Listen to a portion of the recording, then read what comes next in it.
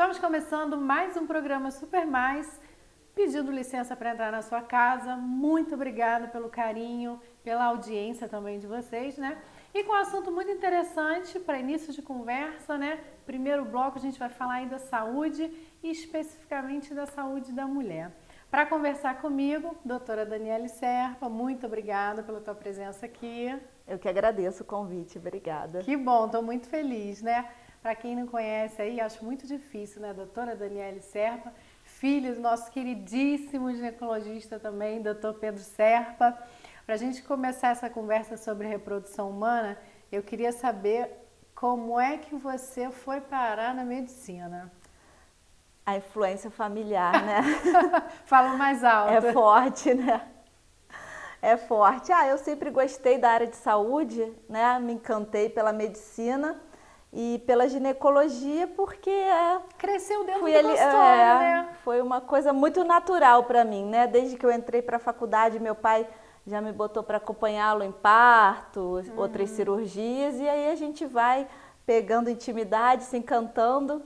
É uma área bonita da medicina, bonita, né? Muito bonita. Então, a gente foi... Não teve escapatória. E trabalhar com meu pai é um prazer enorme também, né? Ai, com certeza. Eu sou suspeitíssima para falar, porque eu já me trato com seu pai tem 22 anos, quer dizer, é uma vida aí de muita gente, né? Muito bom. Tanto ele quanto meu tio também são pessoas maravilhosas. A gente tem um ótimo relacionamento. Que bom, que bom. Sucesso aí então nessa carreira, né? Obrigada. E aí você se especializou em reprodução humana.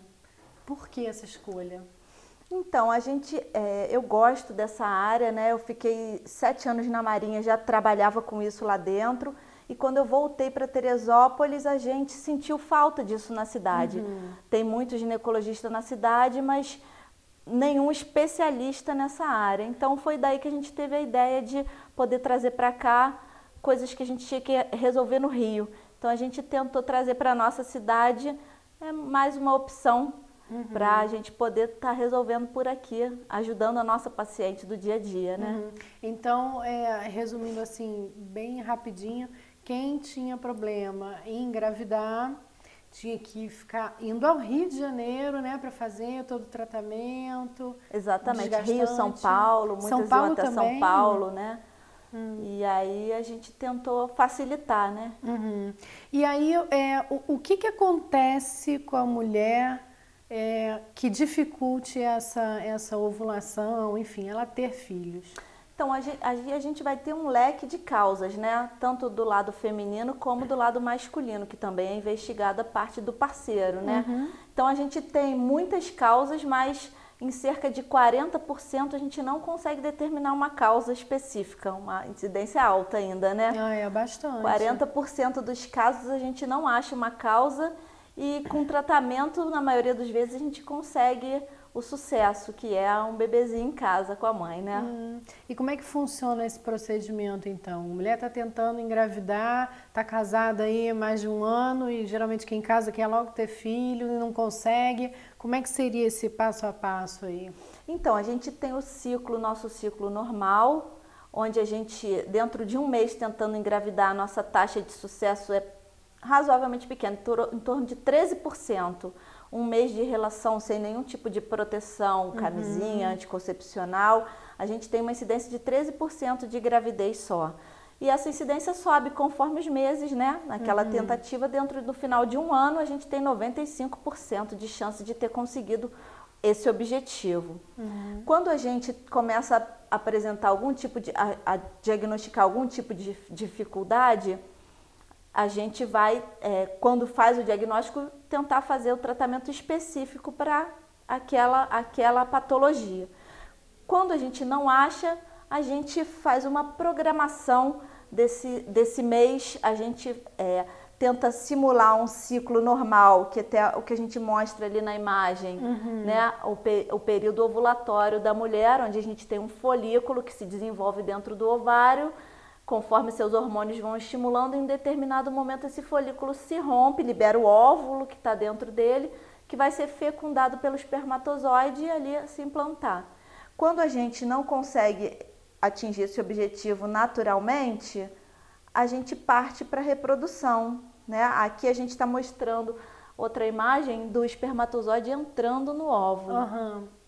Alguns tratamentos a gente programa para que ela tenha essa relação com o marido em casa e isso acontecer naturalmente, só que com horário pré-determinado, que é o melhor momento que ela vai estar tendo a ovulação. E em casos que a gente tem outro tipo de dificuldade, às vezes tem maridos que já fizeram vasectomia e estão no segundo casamento, mulheres que fizeram laqueadura ou apresentam algum outro tipo de problema que esse ciclo natural, mesmo com a ajuda de medicamentos, vai ter alguma dificuldade de ocorrer. Sim. Então, isso é feito em laboratório. O espermatozoide é introduzido dentro do óvulo, né? E esse óvulo já fecundado é colocado dentro do útero. Entendi. Já como se fosse uma gestação, um bebezinho muito inicial, né? Aquelas primeiras células da formação é colocada dentro do útero, aumentando essa chance que a gente conversou no início, de 13% para 50%. Quer dizer, não é certo, então? A gente aumenta essa chance de 13% para 50%, é um aumento significativo.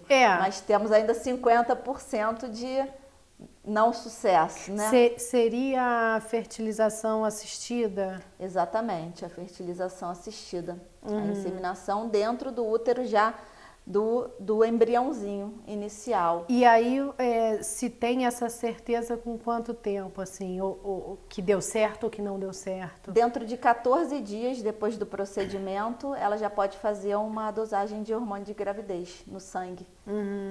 Isso existe, assim, alguma contraindicação ou até alguma indicação mais específica? As indicações, às vezes, como a gente estava falando, em muitos casos a gente não acha nenhuma causa. Uma paciente abaixo de 35 anos, com 2 anos de tentativa sem sucesso, sem ter atingido gravidez dentro de 2 anos, já indica a gente procurar se existe algum problema. E se ela tiver acima dos 35 anos, com 1 ano de tentativa sem sucesso, também já indica, porque acima dos 35 nossa fertilidade vai diminuindo. Então a gente diminui o tempo para poder não perder a chance. O relógio anda, né? Exatamente. Então, para a mulher, o homem não tem idade. A mulher, depois de uma determinada idade, a produção de óvulos e a qualidade desses óvulos cai. Então, a chance dela de conseguir fertilizar esses óvulos vai se tornando menor. Os óvulos vão envelhecendo, a gente pode dizer assim, pode, junto com a mulher? Exatamente. E o espermatozoide do homem não envelhece? A diferença nossa para o homem é que a mulher já nasce com aquela quantidade de óvulos que ela vai usar para a vida toda. Depois do seu período embriológico, depois que você é um fetinho, você é formada já com aquela quantidade. E cada menstruação você tem uma ovulação, você, entre aspas, gastou 1 ou 2 óvulos, né? E com o passar do tempo eles vão acabando, o seu estoque vai esgotando. O homem é diferente. O homem produz espermatozoide durante toda a vida. Então, a fonte dele não se esgota, porque existe uma produção. A gente nasce com estoque, que a gente vai gastando. Ele não, ele produz. Ele está todo dia permanentemente produzindo. Essa seria a nossa desvantagem, então, né? Em relação à idade. Já está ali no pacotinho, vai gastando, chega uma hora que não tem mais, Exatamente. né? Eu não sabia disso, é bem curioso mesmo. Entendi. E aí, no caso, essa investigação por parte... Sempre a mulher é investigada primeiro, né? Ver o que está acontecendo com os óvulos, com a saúde dela e tal. Essa investigação para o homem, ela acontece no mesmo período? Como é que se dá isso? O ideal é a gente investigar os dois ao mesmo tempo. Porque a gente achar um problema nela não quer dizer que não tenha nele. Entendi. Muitas vezes a gente acha mais de uma causa. E dentro dos casais que tem problema para engravidar, metade a causa é do fator masculino. Então a gente não tem, para iniciar um tratamento tem que saber como é que está essa produção de espermatozoide dele. Nosso tratamento também depende disso. Então é importante a participação. Só é mais fácil, a mulher realmente se submete a uma série de exames. Do homem, basicamente, um espermograma já diz tudo que a gente precisa de informação. Entendi. Então, olha só, hoje quem está assistindo esse programa e que percebeu aí, opa, eu posso estar com algum problema, eu realmente não estou conseguindo engravidar, já tem 2 anos que eu estou tentando, enfim, todas essas questões que você colocou. E quer começar a investigar, quer realmente investir nesse bebê. Qual o procedimento? Procura o seu consultório. Isso, a gente vai, conversa, né? A gente tira as dúvidas, começa a fazer essa investigação. Muitas vezes acontece da gente, no meio daquele processo de exames, aparece grávida. Aí é curioso, mas acontece. Que desencuca também, né? Repente, Já dá uma aliviada. Já estou começando a fazer alguma coisa, né? Porque tem muita influência do psicológico também. Então, da parte da ansiedade, aquele nervoso que a gente passa nesse período que a gente está tentando engravidar. Então, assim, o primeiro passo é a gente bater um papo, a gente possa explicar melhor aquele caso especificamente, né? Que a gente está falando de uma maneira geral aqui. E a gente parte para exames que sejam necessários e aí a gente vai conversando. Exames feitos aqui em Teresópolis? A maioria sim, a maioria sim. A gente consegue na nossa cidade. No caso, essa questão de ter que ir ao Rio seria assim, o último caso para fazer a fertilização?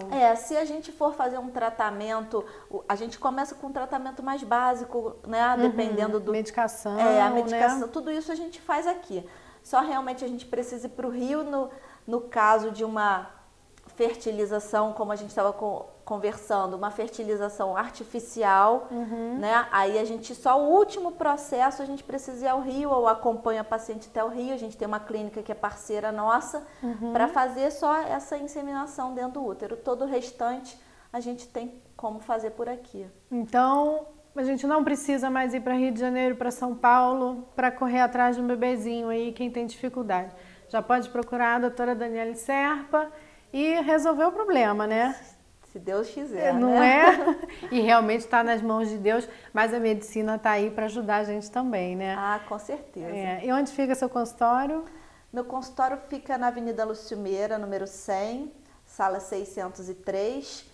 Nosso telefone é 2643-3161. Serão muito bem recebidas pela Regina, que é um amor de pessoa. Já está com teu pai também há quanto tempo? Já faz parte. Faz parte da família há muito tempo, né? 33 anos, parece. Que muito tempo, né?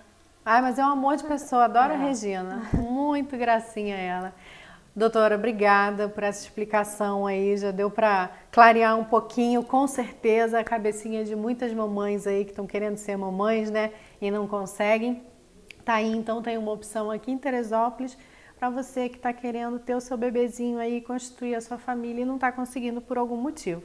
Procura a doutora Daniele Serpa, dá uma ligadinha, Regina, me socorre, Regina vai socorrer. Obrigada, doutora. Obrigada a você. Até uma próxima oportunidade, se Deus quiser. quiser. Gente, eu espero que vocês tenham gostado. Eu vou ficando por aqui, um brevíssimo intervalo comercial e eu volto com mais novidades para você. Não sai daí.